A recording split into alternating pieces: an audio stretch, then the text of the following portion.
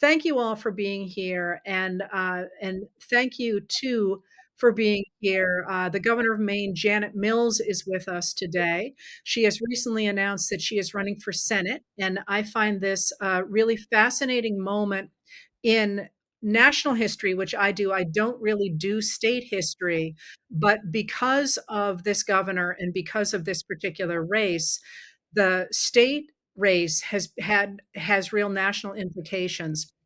And I'm interested in talking to the governor about not only this political moment, but the change in the Democratic Party and the change in national politics in this moment. So, to that end, she agreed to talk with me. First of all, thank you very much for being here, Governor. Thank you, Heather.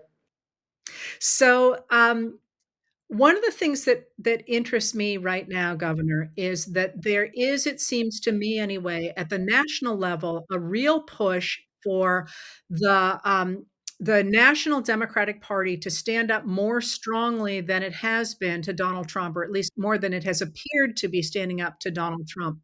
And the reason that interests me with regard to you is because you, of course, were one of the first people to stand up to Donald Trump on a national scale, and it was pretty expletive dramatic when you did. And I wonder if you could start with that, what you were thinking, why you did it, and what implications that has, for thinking about ways to fight back against the Trump administration.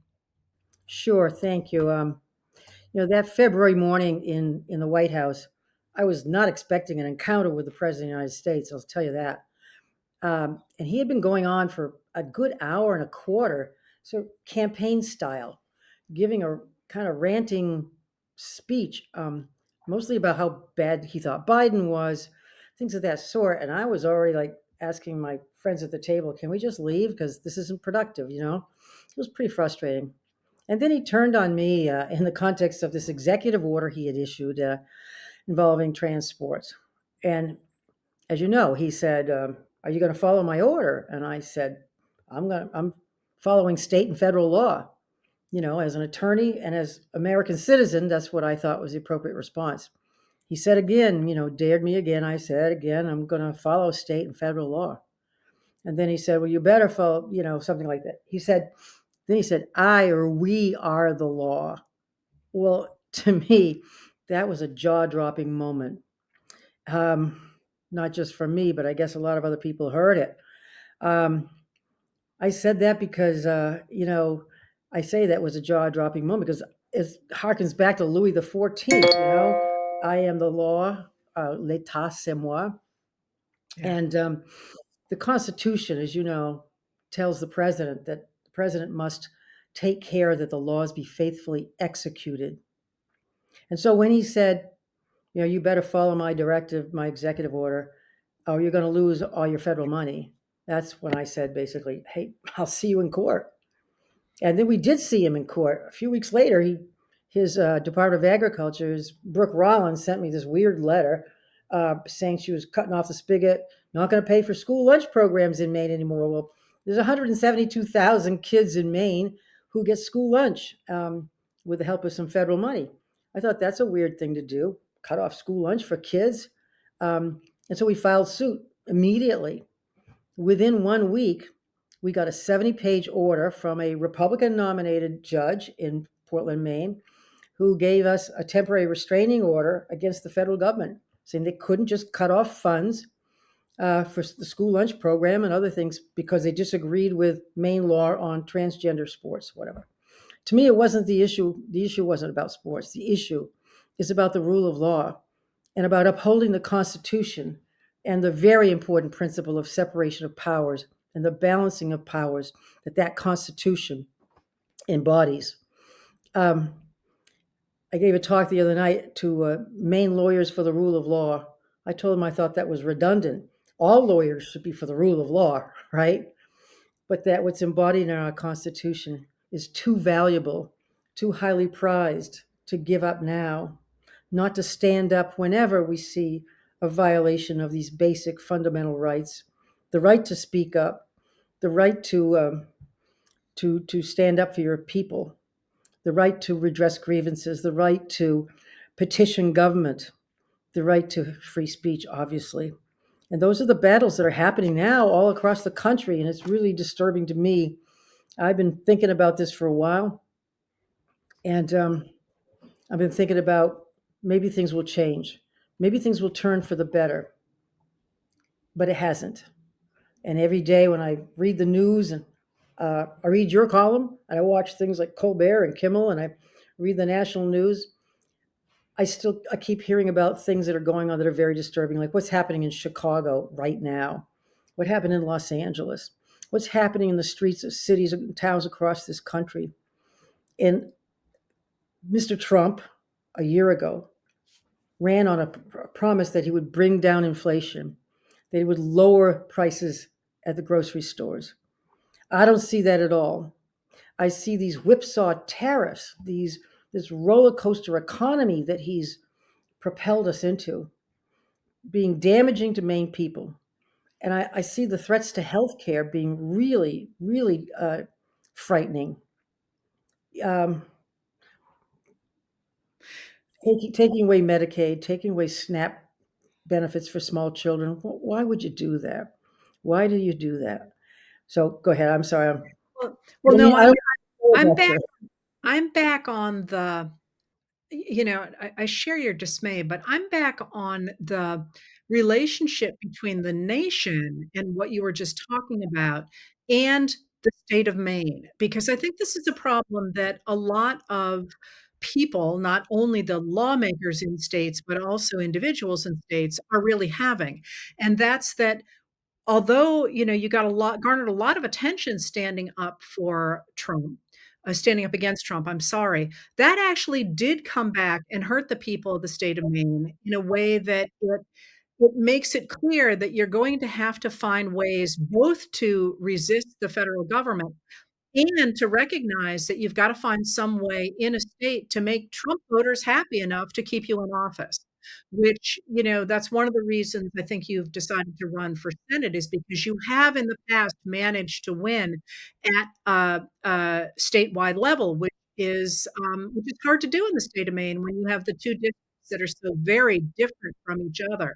So, how did you manage that? That recognition that for all the fact that a lot of people thought it was great that you stood up to Trump, other people in the state of Maine said, "You just hurt our funding, and, we love Trump. We don't want you out there defending, trans athletes in the 2 schools in Maine where it was an issue." Yeah, got it. Thank you. That's a great question. I think Maine people are pretty independent minded. I grew up in rural Western Maine. Uh, my father was a country lawyer, and he always said, you got to stand up to the bullies. Don't give them an inch because they'll never stop. And I firmly believe that. You got to stand up for other people. And so I've also said, when Trump is doing something that I think benefits Maine people, I'll welcome it. When he does things that are harming Maine people, I will oppose him. And that's been my position all along. It was my position when I was governor early on, when he was president the first term. I stood up to him, but I welcomed good things that he was doing. And so I think people respect that. Here's the thing, I think Maine people want honesty. And with me, what you see is what you get. Trump supporters know that. Non Trump supporters know that. People can disagree with me on specific issues, or they can agree with me, but they know what they see is what they get. I see some what I call changes going on in sort of traditional Trump voters. They see what's going on at the grocery store. They see the prices. They see that Canadian people didn't come here nearly as much as they did in the past this summer. They didn't patronize our small businesses up and down the coast and in rural Maine as well. They didn't because of Trump's rhetoric, because he disparaged them so blatantly. And I don't think Maine people agree with that kind of rhetoric. They don't want to hear that kind of stuff. one of us froze. I don't know which one it was. So I was saying, if it's me, keep on going. But otherwise, you were talking about how Mainers don't like that kind of talk. It did things like, in fact, keep our Canadian neighbors away from us for the summer. But I'm wondering about the problems of governance, and like you say, standing up to bullies. Now, I know that you got involved in politics in the beginning, I believe, because you recognized that there was no defense of women in the government. Is that correct? Yeah, some time ago, I came back from a national women's conference, and a bunch of us from Maine were all pumped up and wanted to do some great things. We put in some legislation to help women who were displaced from their homes, and to help women, take a stand and improve their economics, and to help women who were victims of domestic violence. We saw these bills go through the process, and they went, got favorable testimony, nobody opposed them, and then they landed in the back room of the appropriations table and went nowhere. And we said, whoa, we got to do something about this. We need to have a women's lobby. So we created the very first Maine women's lobby, and it is still today the longest existing women's lobby in the nation. And they've done some great things. So I was pleased to co-found that. And as Attorney General and as District Attorney and as Governor, I have stood up for women's programs. I've certainly stood up for the right to reproductive health care, especially since the Dobbs decision. I've worked with the legislature to make sure that protections exist in Maine statutes so that women can determine their futures and their fates, unlike women in states across this country where, you know, they are actually literally dying on the doorsteps of emergency rooms because they can't get life-saving health care after a miscarriage. That's a tragedy of untold proportions. We've protected that in Maine, and I'll continue to protect that in the United States Senate. So, yeah, women's issues are dear to me and personal to me and professional. And we've done pretty good work here in Maine, overcoming the Dobbs decision, locally at least, and providing a shield for those who would try to take those from other states who would take those rights away as well. Well, and in terms of trying to govern and trying to use the government in a state in this moment, like, one of the things that we talk about with what I do is the use of state governments to promote the kind of legislation that the national government is killing, and Maine's been way out in front of that, has it not? I think that's fair to say. And now, for instance, when Robert F. Kennedy Jr., whom Susan Collins supported, when he came out with his plan to change the vaccine protocols and discourage life saving vaccines for children and for adults, I got together with Maura Healey and other governors from the Northeast region, and we together set up protocols so that our people, our residents, can have access to vaccines if they want them, and to restore and keep our public health infrastructure going at a time when Robert F. Kennedy Jr. wants to tear it apart. So we've done these things as coalitions. During Trump's first term, I joined the U.S. Climate Alliance because he had withdrawn from the Paris Accords, and he kept calling climate change a hoax. He still does. Well, Jay Inslee and I co chaired the alliance with many other states and did everything we could to keep action on climate change going. And we've done that in the state of Maine, done it in a lot of other states as well. Fighting back when the federal government wouldn't protect us, wouldn't take action. And we've seen more and more violent storms, extreme weather events. People know that this is happening. They know why it's happening, and why we've got to do something more to prevent them and to be more resilient. At the same time, this president is taking funds away. Look at Alaska just this week. My God, major flooding and storms. And he's not funding the relief, and he failed to fund the resiliency efforts some months ago that might have prevented these people losing their homes and their lives. Yeah, I was reading that the National Weather Service's, cutbacks were potentially affected the information about that coming storm, which has been so incredibly devastating in that coastline for sure. Now, Maine has also, expanded the Medicaid, for example, uh, under you as well, and, something to do with, nutrition in schools, right? Oh gosh, yeah. Look, we've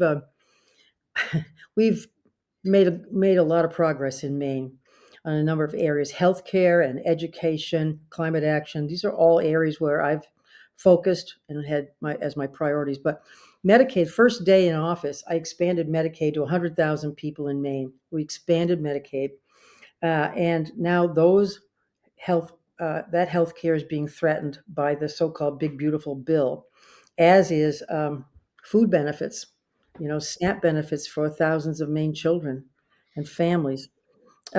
We provided free school meals in all the schools, regardless of income, so people don't have to stand in one line if they're poor and another line if they're not poor. That seemed to be a shame and stigmatizing to kids unnecessarily. We think kids need to learn on a full stomach. So we provide that. We provided free community college for 2 years for any recent high school grad. That's been a very popular program. So we've increased jobs, increased career training, increased wages for Maine people in those ways. But I think it's important that people are starting to remember what government is about. Now that things are being taken back, taken away, a lot of people are saying, well, what about the National Weather Service? What about school lunch programs? What about Pell Grants? What about every kind of thing? What about health care?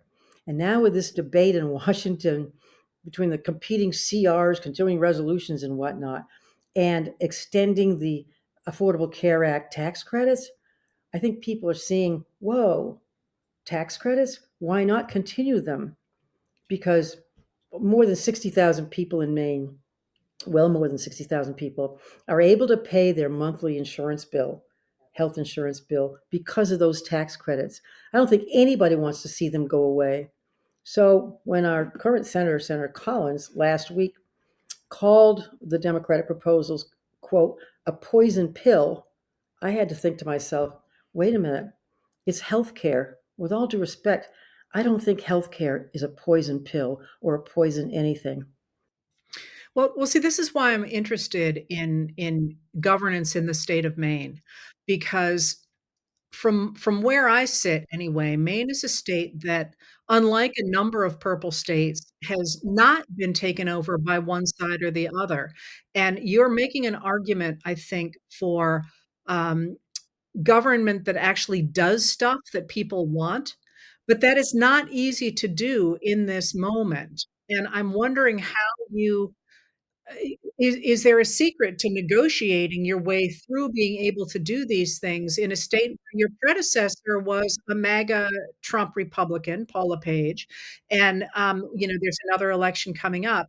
It seems to me that this is a little bit where the rubber meets the road in terms of governance, and I'm just wondering what that looks like as the governor of both District 1 and District 2, which is a much more bifurcated state than one that has 6 different districts, for example, of different flavors.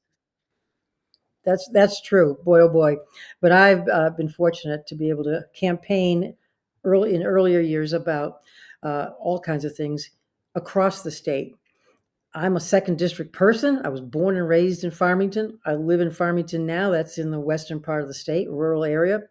And I enjoy walking Main Street on Saturdays. I enjoy talking to people in the corner store and the barber shops and the Grange halls, finding out what's on their minds. And I think any political person, any person in public office needs to talk directly to the people.